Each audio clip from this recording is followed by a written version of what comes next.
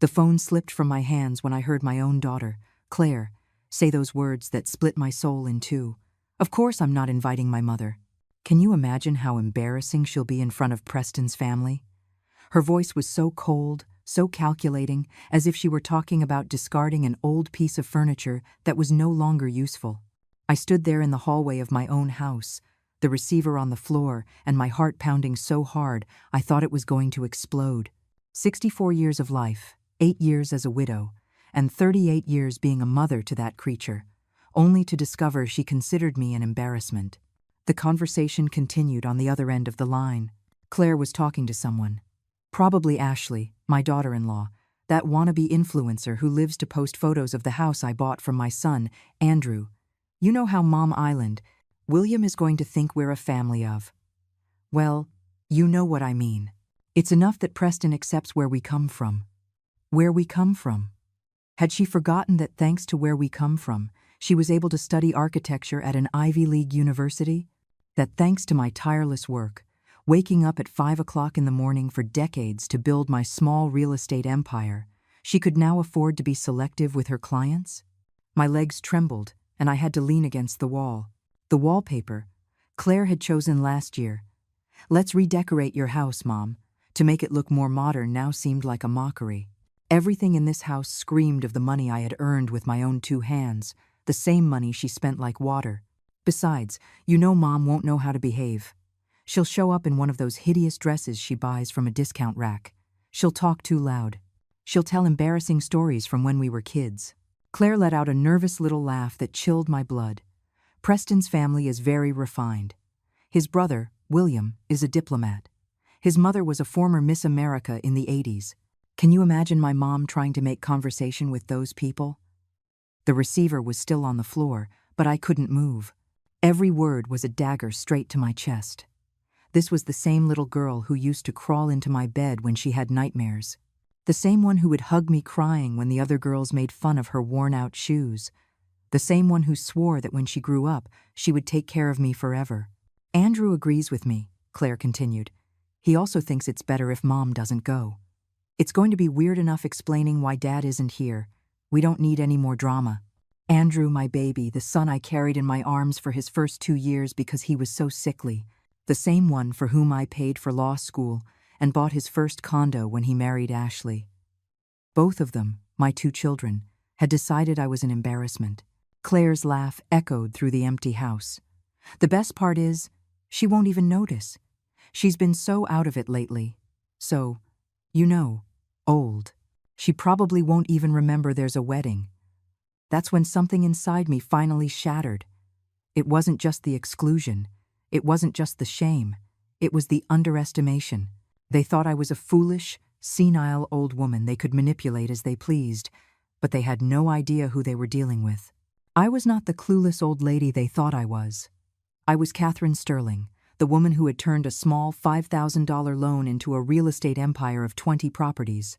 The same woman who had raised 2 children alone after their father died, working 18-hour days so they would never want for anything. I hung up the phone carefully, as if it were made of glass.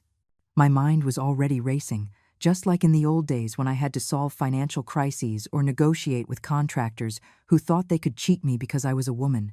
I had learned long ago that revenge is a dish best served cold, and that patience is the most powerful weapon an intelligent woman can have.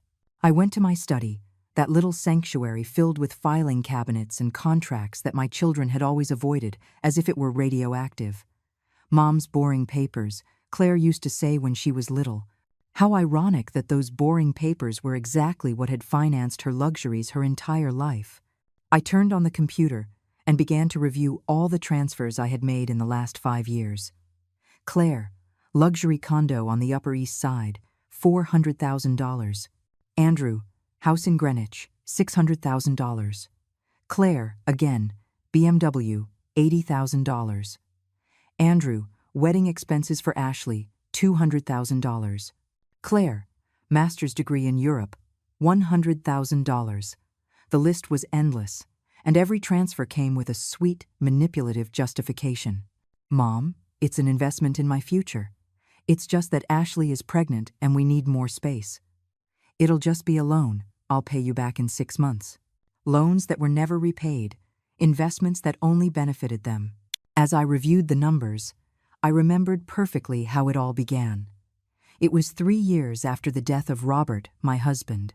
I was shattered, lost, trying to navigate the world alone for the first time in my life. Claire had come home with tears in her eyes.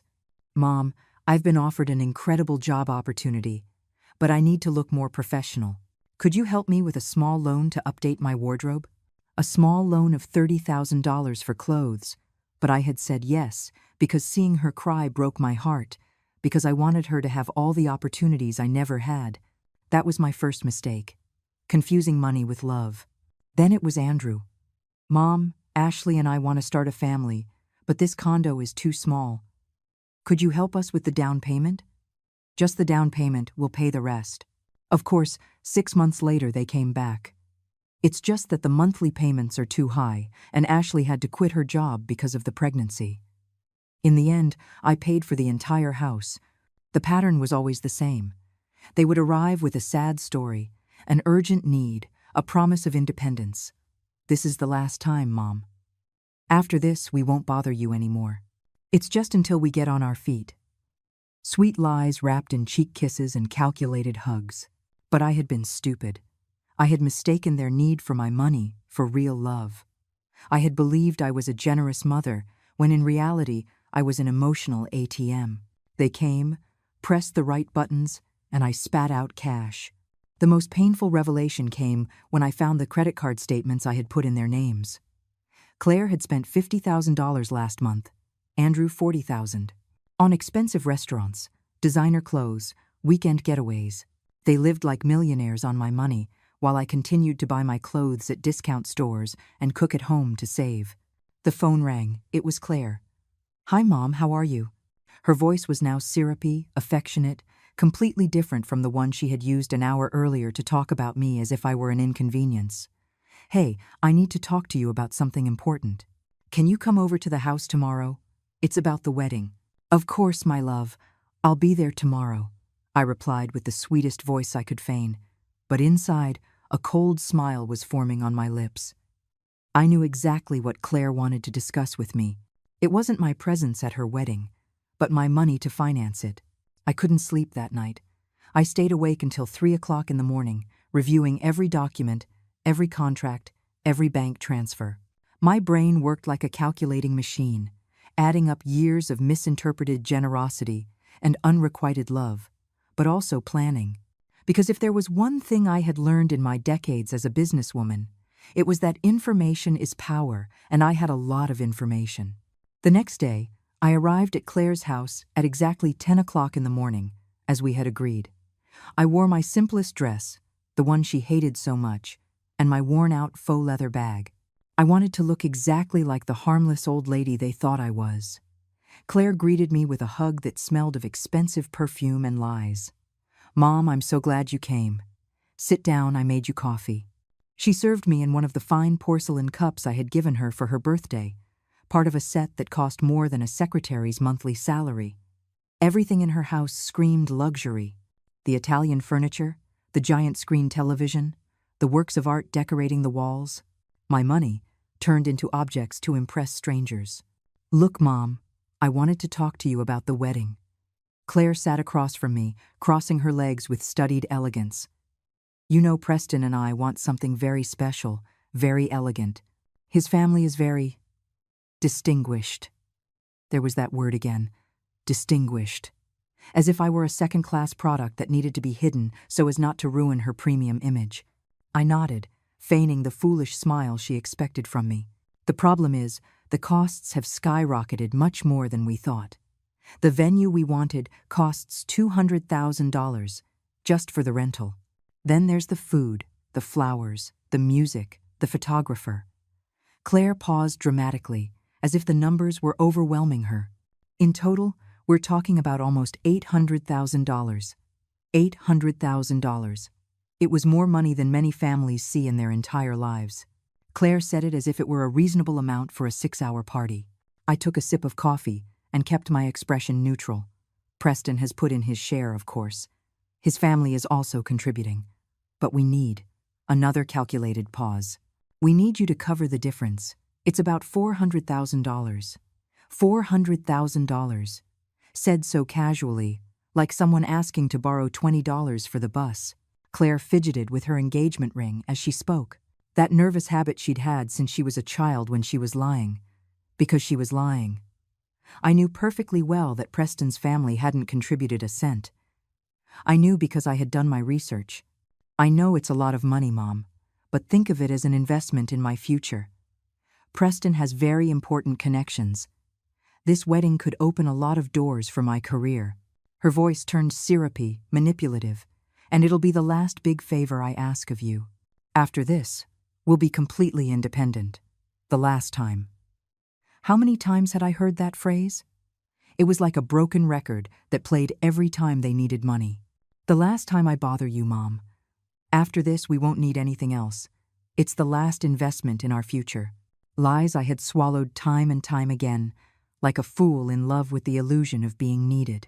And, Mom, Claire leaned forward, taking my hands in her perfectly manicured ones. I know we haven't officially invited you yet, but that's because we want to surprise you. The truth is, we're planning something very intimate, very family-oriented, just the closest people, more lies. I had seen the guest list lying on her coffee table. 250 people. Politicians, business leaders, influencers, all the important people Claire needed to build her image as a successful woman. But her own mother was not on that list. I just need you to confirm the money so I can book everything. The vendors are waiting. Claire squeezed my hands, feigning vulnerability. I'm counting on you, Mom. You've always been there for me. I had always been there. To pay for her whims, to finance her dreams, to clean up her financial messes. But when I needed emotional support, when I felt lonely after Robert's death, when Sundays stretched on forever in this empty house, they were nowhere to be found. Of course, my love, I replied with the same maternal smile I had perfected over the years. You know I'll always support you in everything. Claire sighed in relief, as if she had been holding her breath. She had no idea that I already knew the whole truth. You're the best mom in the world, she said, kissing my cheek with lips that tasted of falsehood. I promise this wedding will be perfect. Preston is so grateful to you. He always talks about how lucky he is to have such a generous mother-in-law. Preston, the perfect boyfriend who had never spoken more than 5 consecutive words to me in the 2 years he had been dating Claire. The same one who became uncomfortable every time I came to visit, as if my presence contaminated the sophisticated atmosphere they had created. But of course, my money didn't contaminate it, that they received with open arms. When I left Claire's house, I drove straight to the office of Arthur, my accountant, and one of the few true friends I had left. Arthur had been Robert's right-hand man in the business, and after his death, he had become my most trusted advisor. He was one of the few men I knew who didn't underestimate me for being a woman. Catherine, what a surprise to see you here. Is everything all right? Arthur stood up from his desk with a genuine smile, the kind I no longer received at home. His office smelled of coffee and old paper, a scent that calmed me because it reminded me of the time when Robert and I were building our empire together. Arthur, I need you to do me a very special favor. I want to review exactly how much money I've transferred to my children in the last 5 years. Everything, down to the last dollar. I sat across from his desk, folding my hands in my lap like the executive I had been for decades. Arthur's brow furrowed. Are you sure? Those numbers can be shocking. He knew my family well. He had been a silent witness to all their requests for money, all their financial emergencies that invariably became my responsibility. I'm more than sure. I want exact numbers, dates, purposes, and I want you to tell me what my real financial situation would be if I stopped supporting them. My voice was firm, businesslike. It had been years since I'd heard myself speak like that. Arthur worked for 2 hours, typing numbers, reviewing transfers, calculating totals. I sat there, watching as the years of my generosity turned into cold, brutal figures. When he finished, he handed me a sheet with numbers that took my breath away. In 5 years, Catherine, you've transferred $2,800,000 to Claire and Andrew. That's not counting the properties you've put in their names, the credit cards you pay monthly, and the life insurance policies of which they are the beneficiaries. Arthur looked at me with a mixture of compassion and admiration. You are an incredibly generous woman. Generous. What a nice word to describe what had actually been my systematic foolishness. $2,800,000. It was more money than most people earn in their entire working lives, and I had given it to two people who considered me an embarrassment. Now tell me, Arthur, if I were to completely cut off financial support, how long do you think they could last on their own? It was a rhetorical question. We both knew the answer. Claire spends more than she earns every month. Her job as an architect allows her to live modestly, but not the lifestyle she leads.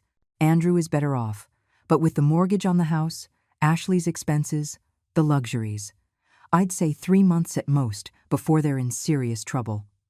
3 months. All their arrogance, all their shame towards me, all their supposed independence would crumble in 3 months without my money. It was valuable information, but also devastating. I had created two financial monsters who didn't know how to live without siphoning from my bank account. That night, alone in my house, I made a decision that would change everything. I poured myself a glass of wine, the expensive wine Claire had given me for my last birthday. Paid for with my money, of course. And I sat in my favorite armchair. The same armchair where Robert used to read me the financial news aloud. Where we had planned every investment, every strategic move of our business. I took out my phone and dialed the number for William, Preston's brother. I had done enough research to know he was a diplomat, a serious and respectable person. If Claire was so ashamed of me, it was time he knew exactly who the woman financing his future brother-in-law's wedding was. Good evening, William. This is Catherine Sterling, Claire's mother.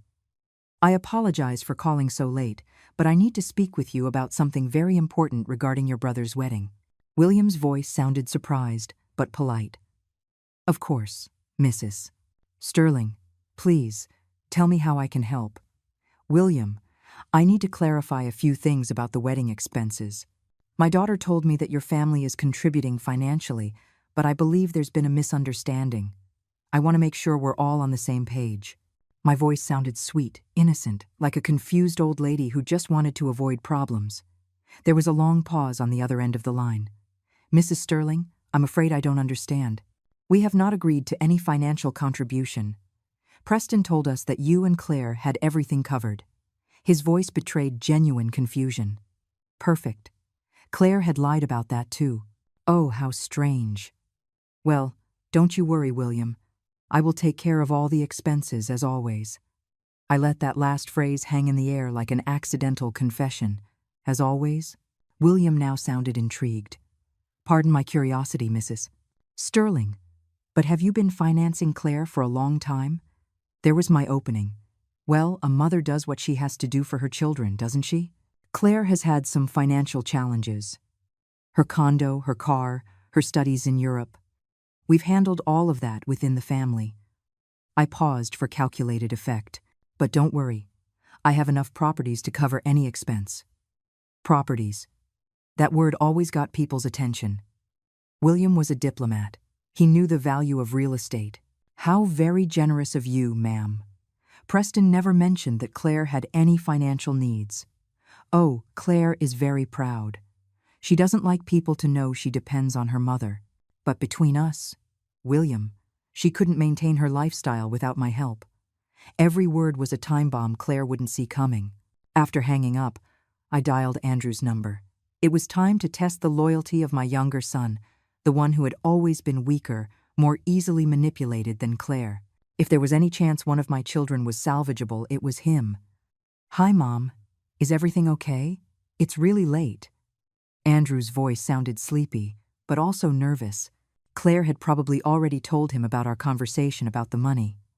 Andrew, my love, I need to talk to you about something very serious. It's about your sister's wedding. I settled into the armchair, preparing for the performance of my life. Claire asked me for money for the wedding. A lot of money. But there's something that's been worrying me. What is it, Mom? Andrew now sounded wide awake. Well, lately I've been thinking a lot about my future. About what will happen to me when I'm older. You both have your own lives, your own families. I let my voice crack slightly, as if it were a painful confession. Mom, what are you talking about? You're perfectly fine. But I could hear the discomfort in his voice. Andrew knew exactly where this conversation was going. Yes, I'm fine now. But what about in 5 years? In 10? I don't want to be a burden to you. I paused dramatically. I've been thinking about selling some properties and moving somewhere smaller. Something I can manage on my own. The silence on the other end of the line was deafening. Andrew was calculating. If I sold the properties, if I moved, if I became independent, his source of extra income, the houses he expected to inherit, the loans he never repaid, the financial cushion I represented would all be gone. Mom, don't say things like that. We would never abandon you. You're part of our family. Sweet lies, wrapped in poorly disguised panic. Oh, Andrew, that's so good to hear. Because the truth is, sometimes I feel like I'm in the way. Like with Claire's wedding, I left the sentence incomplete, waiting for his reaction. What about Claire's wedding? Andrew tried to sound casual, but I knew that voice. It was the same one he used as a boy when he had broken something. Well, Claire told me they're doing something very intimate, very small, just the most important people. And I understand, you know? At my age, I don't really fit in at those elegant celebrations. My voice was pure maternal manipulation, mixing resignation with a hint of martyrdom. Andrew swallowed audibly. Mom, I didn't know Claire told you that. There must be a misunderstanding. There's no misunderstanding, my love. Claire was very clear. She says Preston's family is very distinguished, very refined. And I'm just an old woman who doesn't know how to behave in society. Every word was a dagger straight to his conscience. Mom, that's not true. You're... Andrew stopped. He couldn't complete the sentence without lying blatantly. And we both knew it. It's all right, Andrew. I understand perfectly. You've grown up. You've moved up in the world. It's natural for you to be ashamed of your mother who comes from nothing. I paused for a long time. I just hope that when I move and sell everything, you'll understand that it was because I wanted to give you space to shine without my shadow. The line was silent for almost a minute. Andrew was processing the implications of my words. If I moved, sold the properties, became independent, they would have to learn to live on their own resources. Mom, don't make any rash decisions.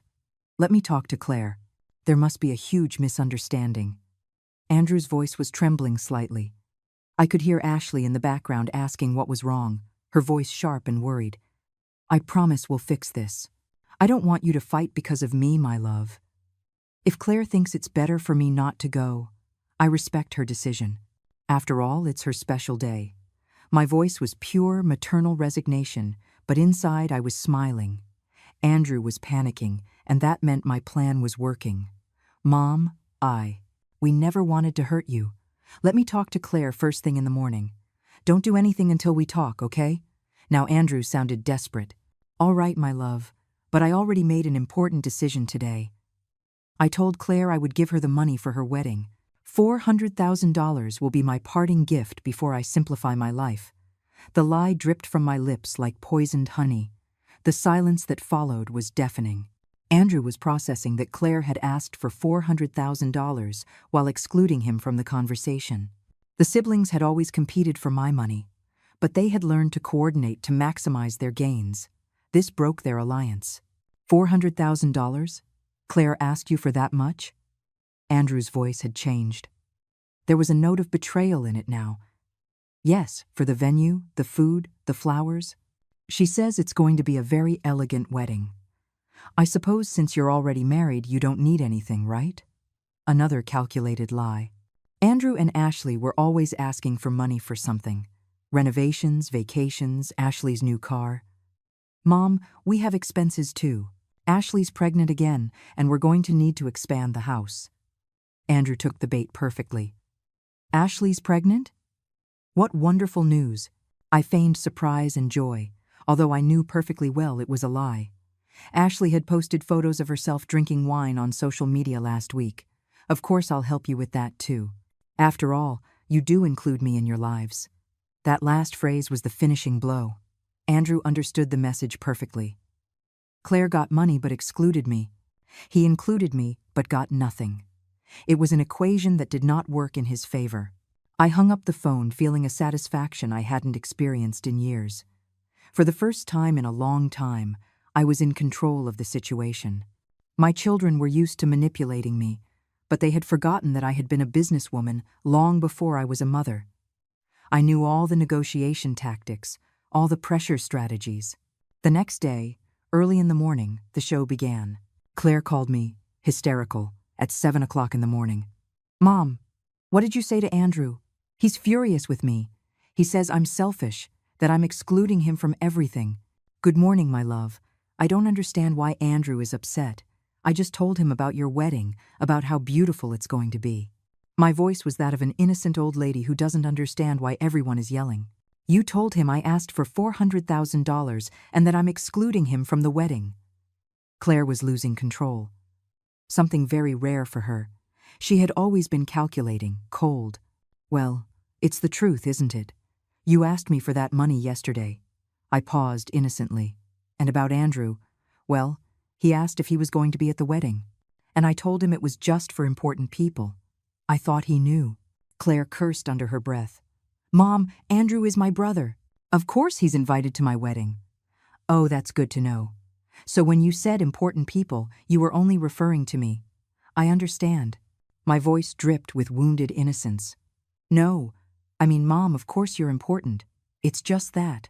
Claire trailed off, unable to explain why her own mother wasn't important enough for her wedding. "It's all right, my love. I got the message. That's why I decided to simplify my life. I spoke with a real estate agent yesterday about selling some properties. If you no longer need me as a mother, at least I won't be a financial burden." I let those words sink into her brain like acid. "You're selling properties? Which properties?" Claire's voice had lost all pretense. It was now pure financial panic. "Well, first the beach house, then the downtown apartments. William gave me some very good advice yesterday on how to liquidate assets intelligently." I mentioned William casually, as if it had been a routine conversation. "You spoke with William? Preston's brother?" Now Claire sounded on the verge of a heart attack. "Yes, what a nice young man, so polite. He explained that his family won't be contributing financially to the wedding, that Preston told them you and I had everything under control." A dramatic pause. "He asked a lot about my properties. He seemed very impressed."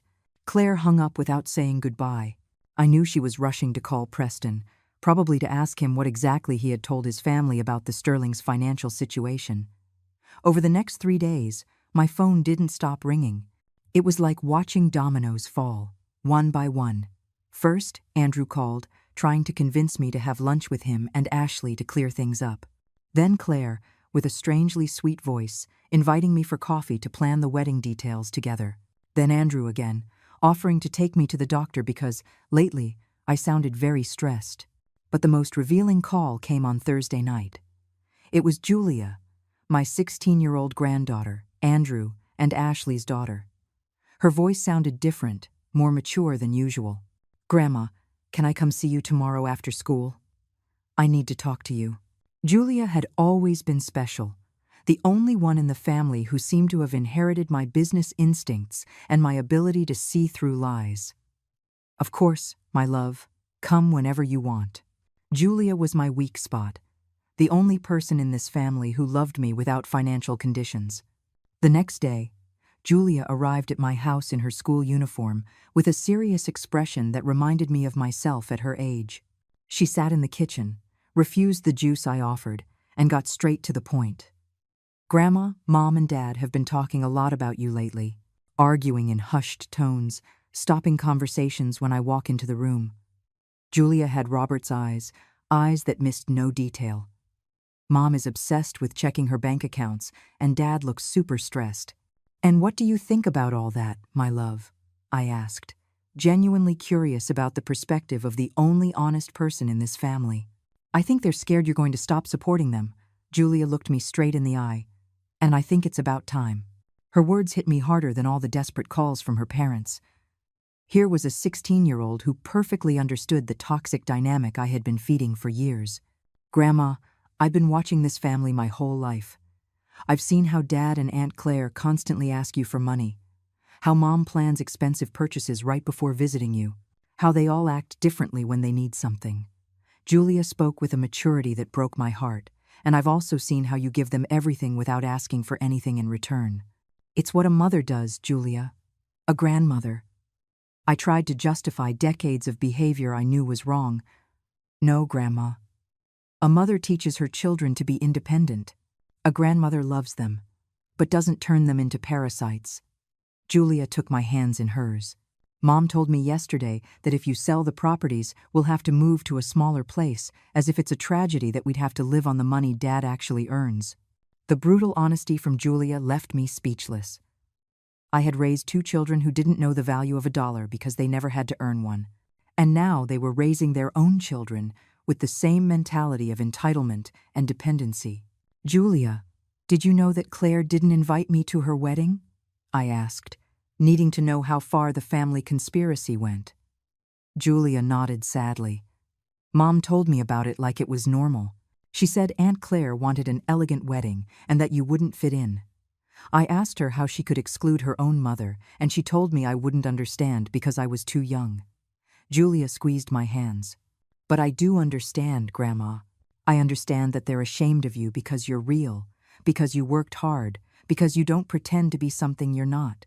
In that moment, seeing my granddaughter defend my dignity when my own children were trampling on it, I made my final decision. Julia was the only one who deserved my inheritance, the only one who had inherited my true values. Julia, I need you to help me with something very important, but it will require you to keep some secrets, even from your parents. My voice had become conspiratorial, businesslike. What do you need, Grandma? Julia leaned forward, her eyes shining with curiosity. I need you to help me organize a family meeting. I want everyone to be present on Saturday night. Tell them I have something very important to announce about my future. I smiled with a coldness I hadn't felt in years. And I need you to bring your phone to record everything that's about to happen. Julia looked at me with a mix of admiration and worry. Grandma, what are you planning? Justice, my love. After 64 years of life, I'm finally going to serve a dish of very cold justice. I took my granddaughter's hands in mine. And you are going to witness a woman reclaiming her dignity. That night, after Julia left, I sat in my study and finished preparing all the documents. Bank transfers, account statements, screenshots of conversations, call recordings, all meticulously organized in folders bearing the names of each of my children. Saturday would be the day the Sterling family would finally understand who had been controlling the money all this time. On Saturday night, they all arrived at my house at exactly 8 o'clock, as I had requested. Claire arrived first, elegant and nervous, carrying a bouquet of expensive flowers she had probably bought with my money. Andrew and Ashley arrived 5 minutes later, with Julia walking behind them, her phone discreetly ready in her pocket. Mom, it's so good you brought us all together. We haven't had a family dinner in so long, Claire said, kissing my cheek with lips that tasted of rehearsed lies. Yes, I needed to talk to all of you about some important decisions I've made, I replied, gesturing for them to sit in the living room. I had prepared coffee and cookies, like in the old days when we were truly a family. Ashley settled on the sofa, constantly checking her phone. Andrew couldn't stop tapping his watch, nervous. Claire smiled too much, that forced smile she used when she wanted something. Only Julia seemed calm, sitting in the armchair in the corner, observing everything with those intelligent eyes that missed no detail. Well, as you know, lately I've been reflecting a lot on my future, on what will happen to me when I'm older. I began pouring coffee into the cups Claire had chosen for me last year. And I've also been thinking about you, about your lives, about everything you've achieved. Claire leaned forward. Mom, you're perfectly fine. You don't need to worry about those things yet. Of course I do, Claire. At my age, you have to be realistic. I took a sip of coffee, savoring the moment. That's why I've made some very important decisions about my estate. The silence in the room grew thick. Andrew stopped tapping his watch. Ashley looked up from her phone. Claire maintained her smile, but I saw the muscles in her neck tense.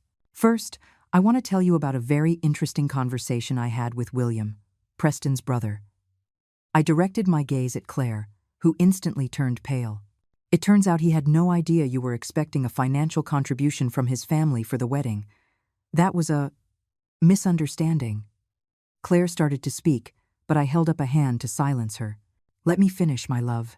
William was very interested when I told him about all the properties I own, about how I've been financing my family for years. I smiled sweetly. He thought it was very generous of me to support adult children who have professional careers. Andrew cleared his throat. Mom, we're not being supported. We have jobs, our own income. Really, Andrew? I pulled out the first folder of documents I had prepared. According to my records, in the last 5 years, I have transferred $1,200,000 to you. Your salary as a lawyer is $40,000 a month. Without my help, you couldn't even pay the mortgage on your house. Andrew fell silent. Ashley looked at him with an expression that mixed panic with reproach. It was obvious she didn't know the exact figures of their financial dependence. And you, Claire? I pulled out the second folder. In the same period, you've received $1,600,000. Your job as an architect allows you to live modestly, but not for the penthouse in the city, nor the BMW, nor the trips to Europe. Claire tried to maintain her composure. Mom, those were loans, investments in our future. Loans? I laughed, but it wasn't a happy laugh. Claire, show me a single document that establishes repayment terms.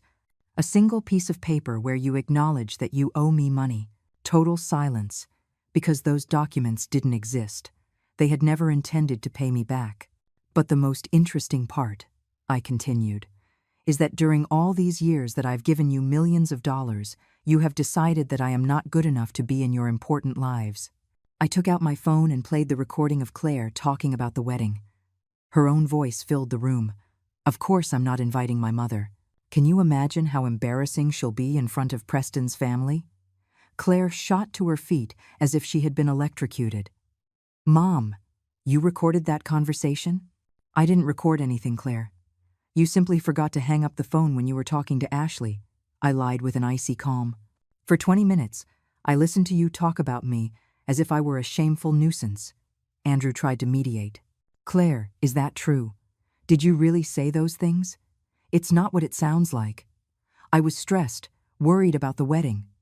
Claire stammered, losing all her studied elegance. You were worried about looking bad in front of your boyfriend's family. A family that, by the way, isn't contributing a single dollar to your $800,000 wedding. My voice had become sharp, businesslike. A wedding that I am expected to fully finance, but to which I am not invited. Ashley finally spoke, her voice small and nervous. Catherine, there must be an explanation. The explanation is very simple, Ashley. My children have lived like millionaires on my money, but they are ashamed of the woman who works to give it to them. I stood up, feeling an energy I hadn't experienced in years. That's why I've made definitive decisions about my future and yours. Effective immediately, all credit cards in your names are canceled. All monthly transfers are permanently suspended. All properties in your names revert to my legal control. My voice was as firm as steel, each word calculated for maximum impact. Claire leaped from her seat. Mom, you can't do that. I have commitments, scheduled payments. Of course I can, Claire. They are my cards, my money, my properties. I only put them in your names for tax purposes, but legally they are still mine. I pulled out a folder full of legal documents. Arthur has already prepared all the paperwork. It goes into effect on Monday. Andrew looked devastated. Mom, we have a mortgage, Julia's expenses, the life we've built. The life I built for you, Andrew. With my work, my money, my sacrifice. I turned to him with an icy calm. And now you're going to learn to build your own lives with your own resources. Ashley was crying silently. Claire was pacing like a caged animal. Andrew had his head in his hands. Only Julia remained serene, discreetly recording everything. This is emotional blackmail, Claire shouted. You're punishing us for a private conversation? Emotional blackmail? My laugh was cold and sharp. Claire, you plan to get married on my dime at a party I'm not invited to. And I'm the blackmailer? Preston is going to call everything off. His family is going to think we're grifters. Claire was completely losing control. Perhaps you should have thought of that before you called me an embarrassment in front of that very same family. I sat down calmly, enjoying watching her unravel. But don't worry, Claire. I have a proposal. They all looked at me with desperate hope. You can have the money for the wedding, the $400,000 you asked for, but on one condition. I sit at the head table. You proudly introduce me as your hard-working mother who financed your entire education, and you publicly thank the woman who made your life of luxury possible. Claire turned pale. I can't do that. Preston's family. Then there's no money. And without money, there's no wedding. I shrugged. You decide what's more important, your fake image or your marriage. Andrew tried one last plea. Mom, think about it. We're your family, your only children. My only children who are ashamed of me, who lie to me, who use me as an ATM. I stood up and walked over to Julia. But I'm not completely cruel. Julia is not to blame for having parasitic parents. I placed my hand on my granddaughter's shoulder. Julia, you remain my sole beneficiary. When I die, everything will be yours. But when you turn 18, you will also have access to an educational trust I have created specifically for you. Julia hugged me tightly. Thank you, Grandma. But I just want you to be happy. I'm going to be happy, my love, for the first time in years. I looked at my children, who were watching me with a mixture of shock and desperation. I'm moving next week. I bought a beautiful condo in Naples, near the water. Julia can visit whenever she wants. You're moving? Andrew looked lost. And this house? I'm selling it. I already have a buyer. I smiled with genuine satisfaction. A young couple who will turn it into a home filled with real love. Claire collapsed onto the sofa. Mom, you can't destroy our family like this. I didn't destroy anything, Claire. You destroyed this family when you decided my money was more valuable than my presence. I walked to the door. The meeting is over. You have until Wednesday to collect your things from my house. 3 months later, I was sitting on the terrace of my new condo, drinking coffee as I watched the sunrise over the Gulf. Julia came to visit every weekend, telling me about her university plans, her dreams of studying business administration. She was the only one who had inherited my entrepreneurial spirit. Claire called off the wedding. Preston left her when he learned the truth about her financial situation. Andrew and Ashley had to sell the house and move into a small apartment. They both got part-time jobs to get by. They never apologized. They never acknowledged their mistake. But they also never asked me for money again. I found peace in the silence, in the mornings by the water, in the afternoons reading books I hadn't had time to enjoy for years, in the nights planning Julia's business future. I had learned the most important lesson of my life, that true love cannot be bought with money, and that dignity is priceless. My children chose money over love. I chose my peace over their parasitism, and I never, ever looked back. 2 years after that night that changed everything, I received an unexpected call. It was a Tuesday afternoon. I was watering my plants on the terrace when the phone rang. The name on the screen surprised me. Andrew. Hi, Mom. His voice sounded different, more mature, tired. I know I have no right to call you after so long, but I needed to talk to you. I sat in my favorite chair, the one I had bought with my own savings, without asking for anyone's opinion. Go on, Andrew. Mom, Ashley and I, we're getting a divorce. His voice broke slightly. It turns out that when your money ran out, she realized she didn't love the man I really am, but the lifestyle you gave us. I felt neither satisfaction nor sadness, just a kind of cosmic inevitability. I'm sorry, Andrew. No, you're not, Mom, and you're right not to be. Andrew paused for a long time. These 2 years have been the hardest of my life, but also the most honest. For the first time in decades, I had to face who I really am without your money as a shield. I heard the background noise of a coffee shop. Andrew was somewhere public, probably gathering the courage for this call for hours. And who are you, Andrew? I asked with genuine curiosity. I'm a mediocre lawyer who for years felt entitled to his mother's money. I'm a father who taught his daughter that money is asked for, not earned. I'm a man who was ashamed of the hardest working woman he knows. His voice trembled. I'm a coward who let his sister mistreat you because it was financially convenient for me. His words were like knives, but knives that were finally cutting in the right direction. Mom, I'm not calling to ask for money. I'm not calling to ask for forgiveness, because I know I don't deserve it. I'm calling to tell you that I finally understand what you did to us." Andrew took a deep breath. "You forced us to grow up." I remained silent, processing his words. Outside, an elderly couple walked hand in hand along the waterfront. I had been watching them take the same walk every afternoon for 2 years, and I always wondered if that's what true love looked like. "Andrew, how is Julia?" That was the question that really mattered to me. Julia Island. Incredible. She got a 4.0 this semester. She got a part-time job at an accounting firm. She says she wants to learn the value of money before she inherits yours. Andrew laughed, but it wasn't a bitter laugh. "She's identical to you, Mom. She has that determination, that business savvy." "And Claire?" I asked, though I wasn't sure I wanted to know the answer. "Claire." Andrew sighed. "Claire is working at a small architecture firm. She lives in a modest apartment, drives a used car. She looks real for the first time in years. But she's also furious.